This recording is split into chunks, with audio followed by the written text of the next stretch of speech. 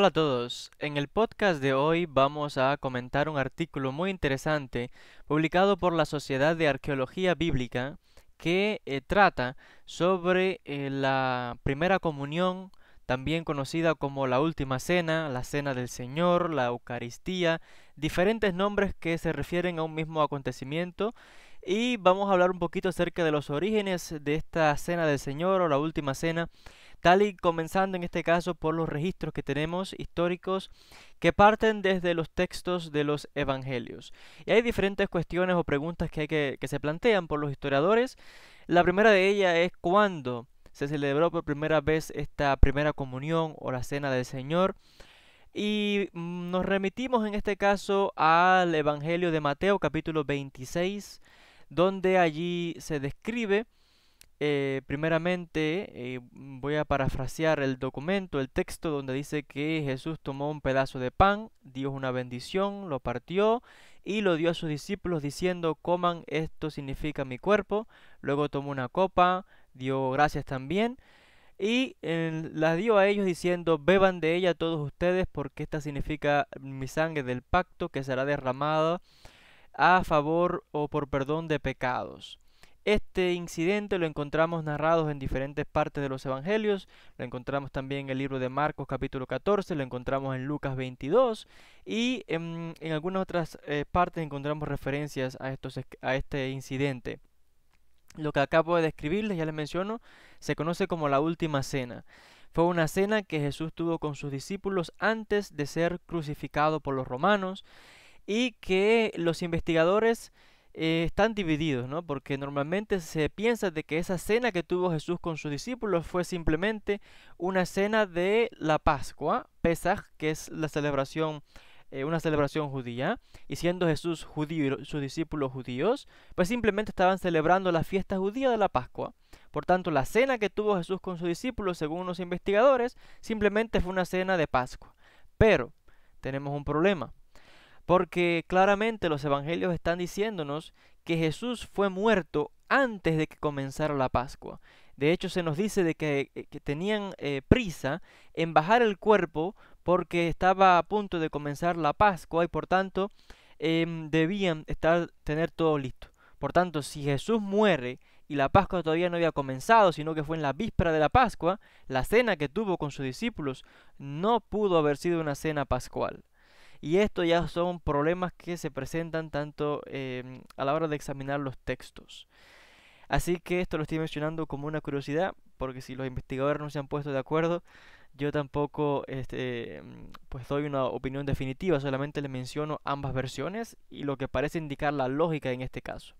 El hecho es que esta cena que tuvo Jesús fue muy pero muy significativa, porque de hecho les mandó a que continuaran haciendo aquella celebración en memoria suya. Y esta última cena se convirtió, o la cena del Señor se convirtió en un pilar fundamental de la tradición cristiana. Y ya les menciono que se ha conocido a través de la historia con diferentes nombres. Se ha conocido como la última cena, la cena del Señor, la Santa Comunión o la Eucaristía. Y tenemos textos que nos muestran que estos primeros seguidores de Jesús, todos judíos, dentro de un movimiento judío, celebraban esta última cena, y luego cuando el movimiento se expande a los gentiles y se independiza el cristianismo como una religión fuera del marco del judaísmo, continuó con esta práctica y hasta el mismo día de hoy las diferentes grupos e iglesias cristianas como centro principal tienen esta celebración. Hay que mencionar de que cuando vamos atrás a la historia y vemos cómo se celebraba esta celebración, es totalmente diferente a cómo se celebra hoy por la mayoría de las iglesias del mundo. En la antigüedad era simplemente una cena, una comida que tenían los discípulos, los seguidores de Jesús, entre ellos, y al final celebraban, tomaban esto del vino, del pan, y hacían esta forma de observancia. Pero era simplemente una comida. Se reunían diferentes cristianos, diferentes discípulos, tenían una comida entre ellos, y ahí pues aprovechaban para hacer este tipo de observancia. Pero, ¿qué sucede? Con el paso del tiempo, en el siglo tercero, vamos a tener de que de aquello ser simplemente una comida normal entre discípulos, se comenzó a ritualizar y comenzó a independizarse y a observarse de manera independiente. Ya no una cena como tal, sino un ritual donde únicamente se tomaba el pan y el vino y se leía simplemente estos pasajes en conmemoración de este incidente. Es muy interesante mencionar que esto ocurrió ya para el siglo III, o sea, muchísimo tiempo después de la observancia original, de cómo pues, precisamente la celebró tanto Jesús como sus discípulos y las primeras generaciones. Vamos a tener entonces de que esto se convirtió en un ritual que tomó fuerza e importancia, y como lo explican diferentes profesores, entre ellos el profesor Shisley, que ha escrito un artículo muy importante sobre este respecto.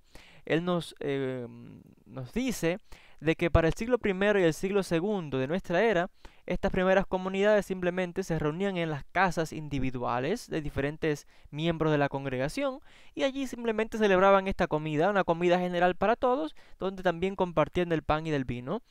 Ahora, estas cenas o comidas en los hogares de los diferentes discípulos no estaban libres de discordia y de problemas. ¿Por qué? Hay que recordar que cuando el movimiento se amplía y comienzan a entrar diferentes o gentiles, personas no del pueblo judío, estas personas vienen también con su tradición, con sus observancias, también con creencias del mundo griego y romano.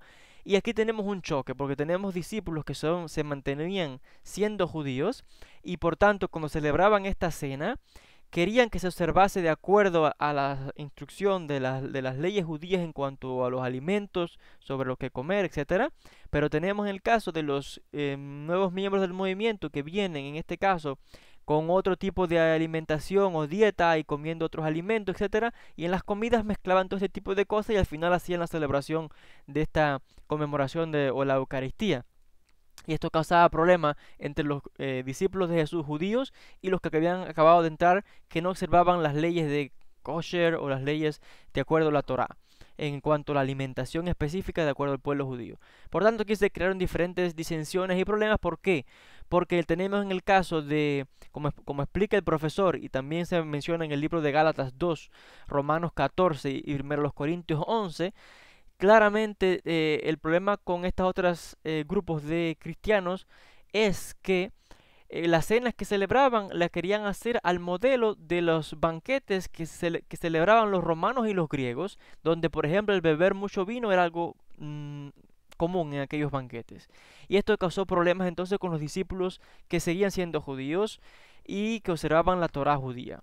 Y aquí por ello es que van a ocurrir diferentes enfrentamientos o disensiones que van a llevar a que esta observancia de la Eucaristía o de la Cena del Señor se convierta en algo estructural, en algo donde se deben seguir reglas, donde se deben de seguir una serie de instrucciones, y de ahí que eso se va convirtiendo en un ritual, como ya les expliqué.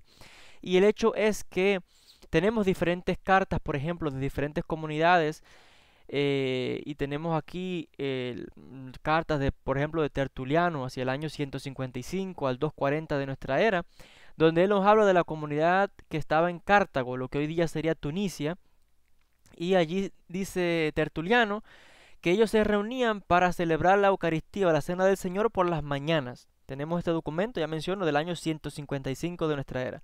Y dice que comenzaron a celebrarlo de manera independiente en un ritual, como un ritual, en un altar que había.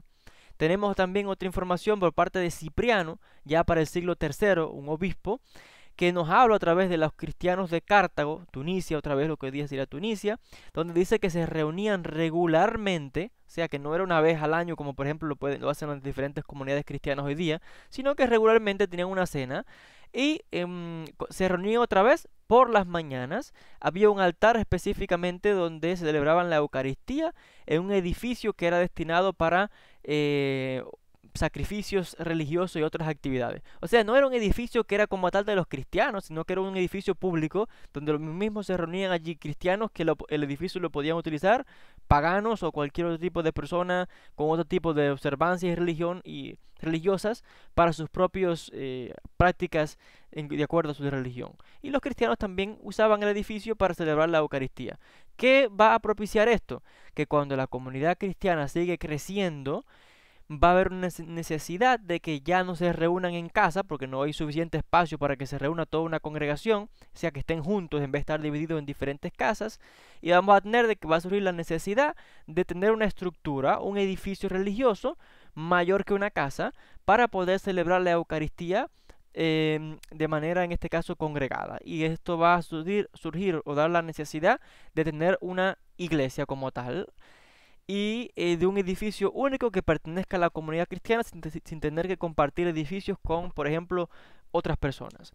Y esto es muy interesante que apuntar, estamos hablando de comunidades del siglo primero, segundo y tercero, y que ya mencioné que para el siglo tercero la Eucaristía, de ser una cena regular donde se reunían los diferentes discípulos, se va a convertir en un ritual religioso por los diferentes factores que ya hemos examinado.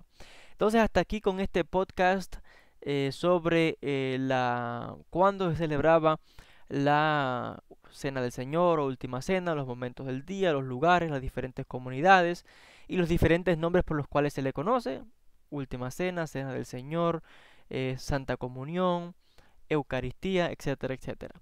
Gracias a todos por la atención y nos veremos en un próximo podcast.